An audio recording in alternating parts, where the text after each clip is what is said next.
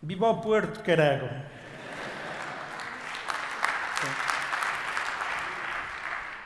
Adoro este nosso país, acredito profundamente em Portugal, mas a verdade é que não podemos estar à espera que caia do céu. Temos que fazer qualquer coisa e isso dá trabalho. Boa tarde a todos. Vou falar do Douro, que é como eu penso, a região mais bonita do mundo, mas a beleza é subjetiva. Mas temos que entender que é uma das mais fantásticas regiões do mundo. E tem mais uma coisa, por um lado a natureza que é fantástica, mas não só a natureza, é uma natureza feita pelo homem. Gosto muito de dizer que temos 2000 anos de experiência, de história, de fazer vinhos. Infelizmente, fazer maus vinhos no Douro, exceto o vinho do Porto Claro. Mas é verdade, tem-se feito muitas asneiras neste país. Felizmente que há o grande embaixador do vinho do Porto. Há pessoas que acham que o vinho de mesa que é mau para o vinho do Porto, que é uma concorrência, que vai roubar prestígio ao vinho do Porto, todas essas asneiras. Eu não. Eu acho que o vinho de mesa é fantástico para o Douro e conseguimos criar sinergias absolutamente fantásticas entre o vinho do Porto e o vinho de mesa. Ou seja, vamos conseguir clientes através do vinho do Porto para o vinho de mesa. E vamos conseguir muitos clientes para o vinho do Porto por causa do vinho de mesa. Como é óbvio, temos que fazer bem. E o bem dá muito trabalho. Eu, quando comecei a fazer vinho, comecei a trabalhar com o meu pai em 87, não havia assim muita coisa boa no Douro. Havia o famoso Barca Velha, havia o Quinta de Couto nos anos 80 e pouco mais, e muitas asneiras. Quando eu comecei a trabalhar e a fazer vinho, fiz um vinho que hoje em dia se chama Robustos. E eu vou contar uma pequena história. Depois da vindima, uns meses depois, mas pouco tempo depois da vindima, fui fazer um estágio à Austrália. E recebi um telefonema do meu pai, que nem disse nem bom dia nem boa tarde, e eu, desculpem as palavras, vou usar as palavras dele, o teu vinho é uma merda. E eu disse, olá papi, fico contente de ouvir a tua voz. E ele disse-me, o teu vinho cheira muito mal. E eu perguntei-lhe, olha, o Zezé, que é o nosso provador, já agora, uma peça muito importante na nossa empresa, que é a 4ª geração a trabalhar na Nippon, o Zezé, o que é que diz? O Zezé diz que cheira mal. Então, eu disse, olha, desculpa lá, eu ligo-te mais tarde. Então telefonei ao Zezé e perguntei-lhe ao Zezé, o meu pai diz que o vinho cheira mal. E ele diz, cheira. Está a fazer a malolática, é normal. Olha, mas eu ouvi dizer que o meu pai comprou um vinho a um lavrador para ele. Isto é curioso, porque o meu pai nunca comprou um vinho para ele. Fiquei a perceber que era uma provocação contra mim, era alguma coisa contra mim. Como é que é esse vinho? E o Zezé diz-me, é um vinhito bonzinho, dá para beber já, mas não é nada especial. Pouco depois fui a uma prova das vedetas do vinho do Porto, os técnicos, e cada um levava as suas experiências, e eu, todo contente, levei a minha. E foi bastante frustrante, porque toda a gente só se riu de mim. O vinho tinha cor a mais, era ácido demais, era pesado demais, era uma merda. De maneira que foi frustrante, e eu fui para o armazém em Gaia e disse ao Zezé, ninguém mais toca nisto. Porque eu esqueci-me de contar uma parte, que foi quando eu voltei da Austrália, das 4 pipas que eu tinha feito, o meu pai deu 3 das pipas ao pessoal para beber. De maneira que só sobrava uma pipa. E eu disse ao Zé, ninguém toca mais nestas pipas. Isto é sagrado, isto é nosso. Nós, só Zezé e eu é que tocamos nisto. E certo dia lá resolvi engarrafar o vinho e disse ao Zezé, olha, Zezé, vamos engarrafar esta merda, porque quando o meu filho, o Daniel, já tinha nascido nessa altura, ele quando tiver 18 anos pode deitar fora, pode beber, pode fazer o que bem entender. O que é curioso é que hoje em dia é um vinho mítico. Por acaso estas coisas dos mitos é fantástica, porque quase ninguém provou e toda a gente acha que deve ser fantástica. De maneira que a filosofia é fácil, é não abrir muitas garrafas.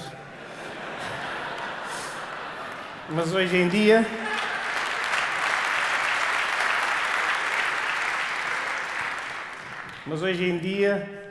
os jornalistas que o provaram, e provavelmente aqueles que também não provaram, dizem que é o Chateau Latour de Portugal, que é um vinho fantástico.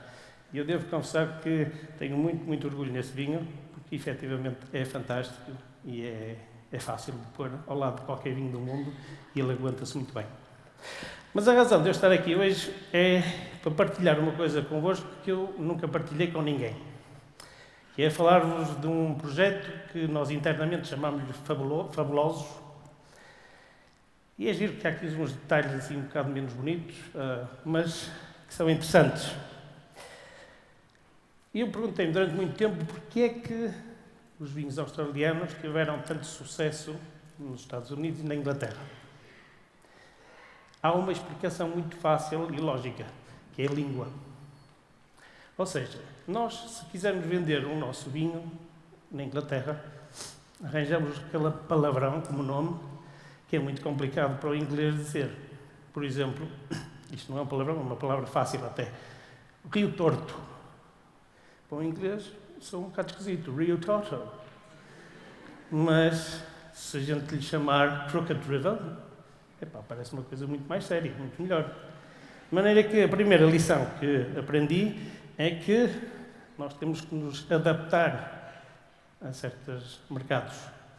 Eu sou um bocado de cabeça dura, mas tenho uma teoria que foi inventada por um ilustre desconhecido, sou eu, que é quanto mais uma pessoa souber adaptar-se, mais livre é de poder fazer o que entende. O detalhe é saber adaptar-se, poder adaptar-se. A maior parte das pessoas não sabe isso. E eu não me adapto muito, mas quando é preciso até sei. Outra coisa foi o nascer deste vinho chamado Fabelhaft, que é um vinho que nós vendemos essencialmente nos mercados de língua alemã. Nasceu da seguinte maneira: um dia fui visitar uma designer fantástica que se chama Cordula Alessandri, uma austríaca, vive em Viena, e ela nesse dia estava bem disposta e tinha tempo e mostrou-me uns trabalhos feitos por estudantes dela, baseados num briefing meu. E quando ela me mostra este trabalho, que não tem nada a ver com isto, como é óbvio, eu disse: Cordula, isto é meu. E aquilo era exatamente o que eu tinha na minha cabeça. Embora não soubesse que era aquilo, mas era. Naquele momento passou a ser. E no fim, ela pergunta-me: isto é teu, quer dizer o quê? E eu disse: não, olha, isto é fantástico. O que é isto?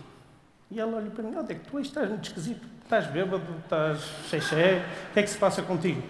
E disse: não, o que é isto? E ele disse: isto é uma fábula. E eu: bonito nome, um bonito nome. E por acaso, por coincidência, estavam duas pessoas a falar e uma delas diz: eine fabelhafte Idee, uma ideia fabulosa. E eu: Corda, ouviste aquilo? E ele: eu não percebo o que é que estás a falar. E disse: ouviste? Fabelhaft é o nome perfeito.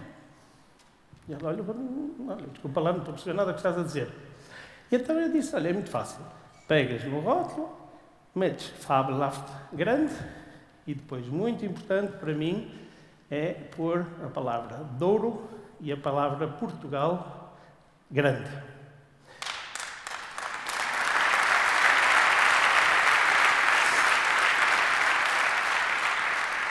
E é curioso, se repararem, todos os nossos rótulos têm a palavra Portugal em grande.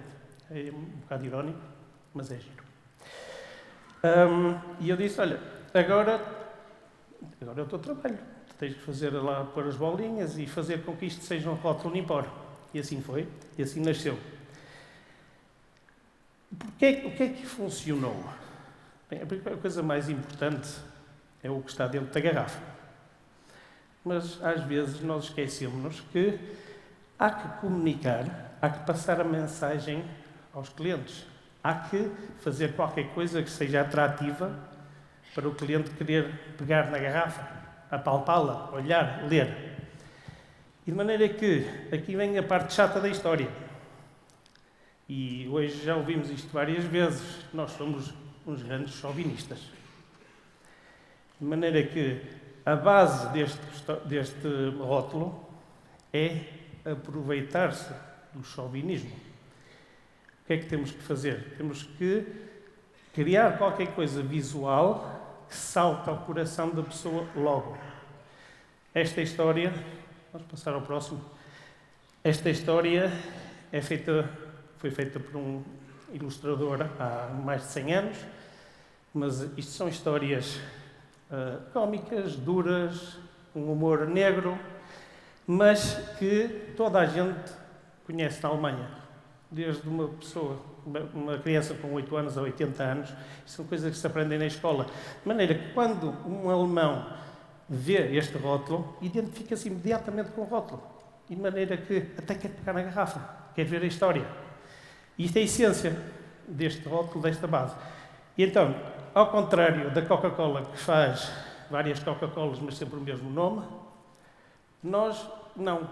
Aí vem a cabeça dura. Nós fazemos um vinho é igual para todos, porque é assim que eu quero, e é assim que deve ser, que é um vinho que é um bocado, como o meu pai diz, é um vinho que dá gozo de beber, é um vinho que quanto mais se bebe, mais gozo dá. Ou seja, não é o melhor vinho do mundo, nem pouco mais ou menos, mas dá gozo de beber. Então, fomos trabalhar com o Luís Afonso, em Portugal, Drink Me na Inglaterra. Há uma coisa gira. Os países com personalidade são países que são fáceis de fazer rótulos, mas depois há aqueles países que são trengos e que não têm personalidade nenhuma, aí já custa mais fazer. Os ingleses têm muita personalidade, de maneira que quase que éramos obrigados a escolher um e acabamos por usá-los todos porque eram todos tão bons. Temos aqui para o Japão, que este custou muito a nascer, deu muito trabalho, mas funciona muito bem.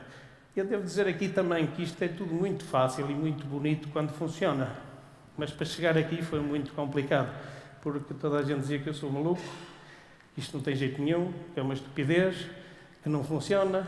Só para vos dar uma ideia, o alemão, nós fizemos 60 mil garrafas e o nosso problema na altura, toda a gente, era como é que vamos vender 60 mil garrafas na Alemanha? Tu és maluco. A ideia era metes um rótulo Nipor e vende-se em qualquer sítio por dizer Nipor, mas eu não queria isso, eu queria mais. Este vinho para mim é um abre-latas, é o primeiro vinho português para muita gente. E eu queria que fosse o primeiro vinho e que cada um, que o alemão que gostasse desse vinho, provasse e depois fosse comprar, provar, conhecer outros vinhos portugueses. Vamos para o próximo. Temos os Estados Unidos, Twisted. Mais um. Vamos fazer agora depressa, que senão... Isto é Brasil. Finlândia. Isto é fantástico. Isto é uma obra de arte e, como vocês podem imaginar, fazer um rótulo especificamente para a Estónia é suicídio garantido,